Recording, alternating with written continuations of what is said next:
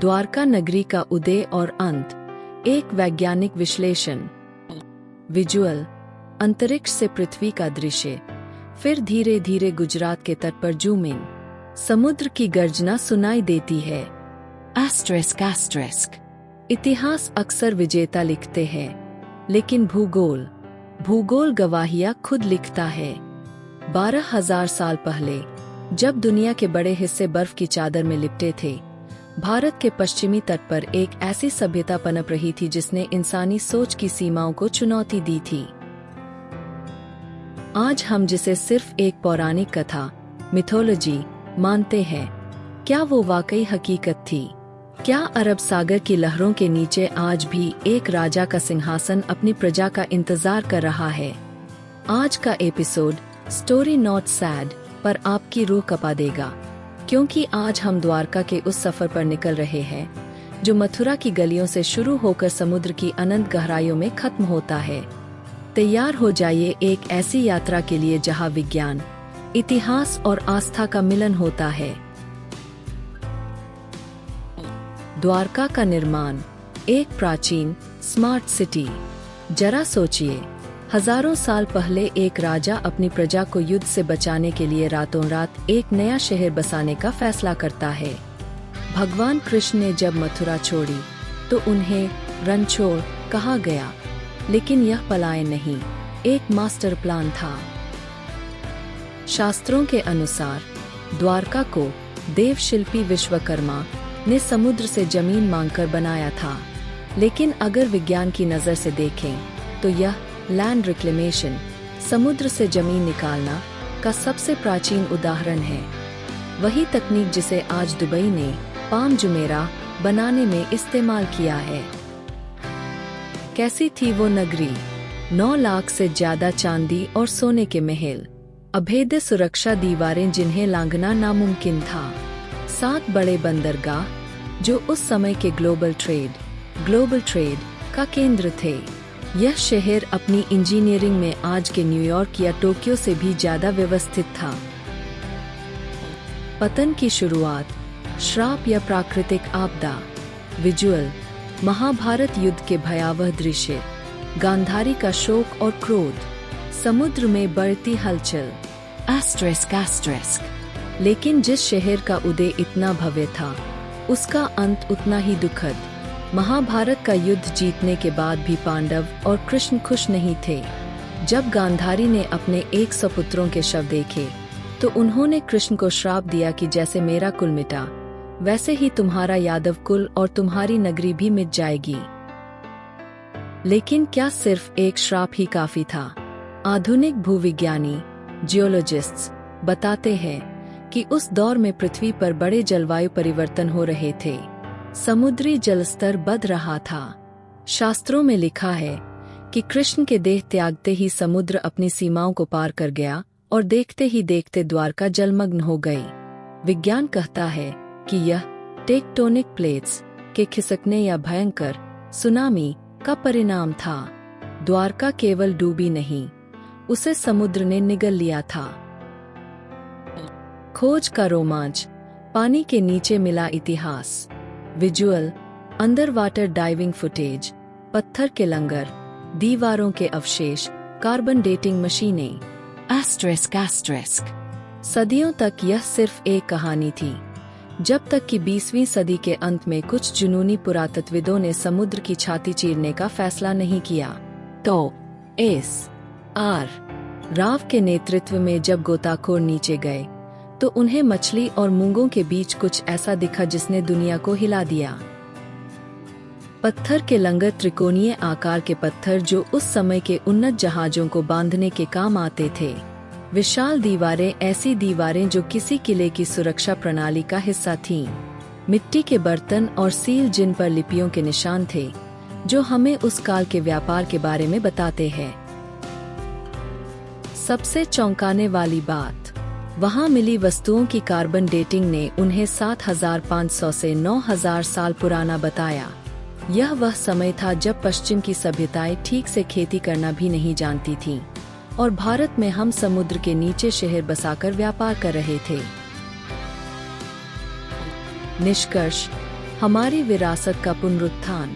Visual, सूर्यास्त का दृश्य, द्वारकाधीश मंदिर की भव्यता, समुद्र की लहरों से टकराता प्रकाश। **** द्वारका की खोज हमें क्या सिखाती है?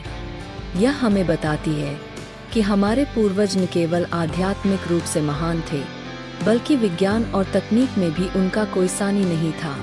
आज जब हम आधुनिक शहरों में बाढ़ और सुनामी की बात करते हैं, तो द्वारका हमें याद दिलाती है कि प्रकृति से जीतना असंभव है।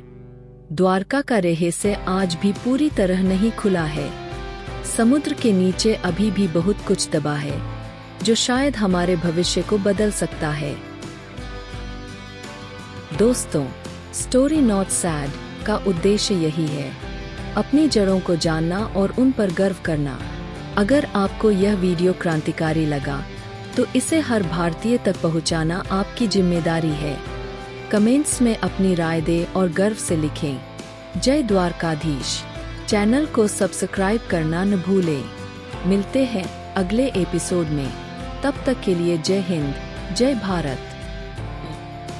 क्या आपने कभी सोचा है कि अगर हनुमान जी न होते, तो क्या रामायण का अंत कुछ और होता? रामायण के युद्ध में एक ऐसा काला दिन भी आया था, जब स्वयं मर्यादा पुरुषोत्तम श्री राम और लक्ष्मण जी मृत्यु के द्वार पर खड़े थे। एक ऐसा शत्रु जो रावण से भी अधिक मायावी था और जिसने अपनी तंत्र विद्या से पूरे ब्रह्मांड को हिला दिया था। आज हम सुनाएंगे पाताल लोक के उस अंधेरे अध्याय की कहानी, जहां हनुमान जी को अपने सबसे शक्तिशाली पंचमुखी रूप को प्रकट करना पड़ा। तैयार हो जाइए एक ऐसी यात्रा के लिए जो आपको भक्ति और साहस के अद्भुत संगम पर ले जाएगी। स्वागत है स्टोरी नॉट सैड पर। मेघनाद की मृत्यु के बाद रावण शोक और क्रोध में डूबा था। उसकी सेना बिखर रही थी। तब उसने अपनी आखिरी चाल चली। उसने पाताल लोक के राजा अपने भाई अहिरावण का आह्वान किया। अहिरावण, जो मां कामाक्षी का परम भक्त था और तंत्र मंत्र का सम्राट था। रावण ने कहा, अहिरावण, तुम मेरे आखिरी संबल हो। उन 2 वनवासियों का अंत करो जिन्होंने लंका को श्मशान बना दिया है। अहिरावण ने अपनी भयानक हंसी के साथ कहा, भ्राता, आप निश्चिंत रहें। कल की बलि में मां के चरणों में उन 2 राजकुमारों के शीश होंगे। विभीषण को जैसे ही भनक लगी, उनके पैर कांपने लगे। उन्होंने तुरंत हनुमान जी को बुलाया और कहा, हनुमान, आज रात काल मंडरा रहा है। अहिरावण रूप बदलने में माहिर है।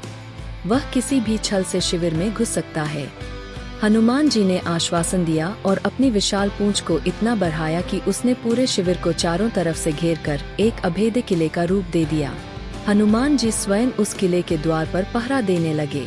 हवा का एक झोंका भी बिना उनकी अनुमति के अंदर नहीं जा सकता था। अहिरावण ने कई रूप बदले। वह कभी दशरथ बनकर आया, कभी भरत, तो कभी सुग्रीव। लेकिन हनुमान जी ने सबको पहचान लिया और वापस भेज दिया। अंत में अहिरावण ने विभीषण का रूप धारण किया। उसने हनुमान जी से कहा, हनुमान, मैं अंदर जाकर प्रभु के दर्शन करना चाहता हूँ। हनुमान जी विभीषण पर अटूट विश्वास करते थे। वे इस माया को पहचान नहीं पाए। विभीषण रूपी अहिरावण अंदर गया और अपनी निद्रा विद्या से सबको अचेत कर दिया। उसने चुपके से श्री राम और लक्ष्मण को एक जादुई संदूक में रखा और पलक झपकते ही पाताल लोक की गहराई में ओझल हो गया। जब हनुमान जी को सत्य का पता चला, तो उनके क्रोध से पृथ्वी कांपने लगी। वे तुरंत वायु मार्ग से पाताल लोक पहुँचे। वहां द्वार पर एक वानर खड़ा था जो बिल्कुल हनुमान जैसा दिखता था। उसका नाम था मकरध्वज। हनुमान जी हैरान थे। मकरध्वज ने कहा, मैं आपका पुत्र हूँ। पिताश्री, हनुमान जी को आश्चर्य हुआ कि वे तो ब्रह्मचारी है। तब मकरध्वज ने बताया कि हनुमान जी के पसीने की एक बूंद समुद्र में गिरी, जिसे एक मछली ने निगल लिया था और उसी से उसका जन्म हुआ। पिता और पुत्र के बीच भीषण युद्ध हुआ, लेकिन अंत में हनुमान जी ने उसे परास्त कर अंदर प्रवेश किया। अंदर मंदिर में बलि की तैयारी पूरी हो चुकी थी। तभी हनुमान जी ने एक दासी से सुना कि अहिरावण की जान उन 5 दीपकों में है, जो 5 अलग दिशाओं में जल रहे हैं। हनुमान जी ने जान लिया कि सामान्य रूप से उसे मारना असंभव है। तभी उन्होंने अपना विराट पंचमुखी रूप धारण किया। एक हनुमान मुख पूर्व पापियों का नाश करने के लिए, 2 नृसिंह मुख दक्षिण निर्भयता प्रदान करने के लिए, 3 गरुड़ मुख पश्चिम बाधाओं को दूर करने के लिए, 4 वराह मुख उत्तर ऐश्वर्य और शांति के लिए, 5 हयग्रीव मुख ऊपर ज्ञान और विजय के लिए। हनुमान जी ने एक साथ 5 मुखों से फूंक मारी और वे मायावी दीपक बुझ गए। शक्तियां क्षीण होते ही हनुमान जी ने अपनी गदा से अहिरावण का अंत कर दिया। भगवान राम और लक्ष्मण को मुक्त कराया गया। हनुमान जी उन्हें अपने कंधों पर बिठाकर वापस लौटे। दोस्तों, यह कहानी हमें बताती है कि संकट चाहे पाताल जितना गहरा क्यों न हो, यदि मन में विश्वास और प्रभु की भक्ति हो तो रास्ता निकल ही आता है। हनुमान जी का पंचमुखी रूप आज भी हमें बुरी शक्तियों से बचाता है। क्या आपको यह अनसुनी गाथा पहले से पता थी?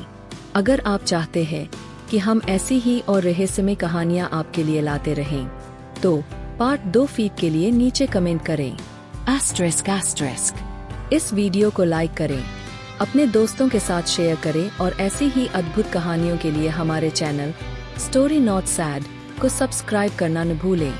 याद रखें, शांति आपके भीतर है। मिलते हैं अगले वीडियो में। जय श्री राम, जय हनुमान। रामायण सीरीज भाग 2 विश्वामित्र की प्रतिज्ञा और ताड़का का अंत विस्तृत।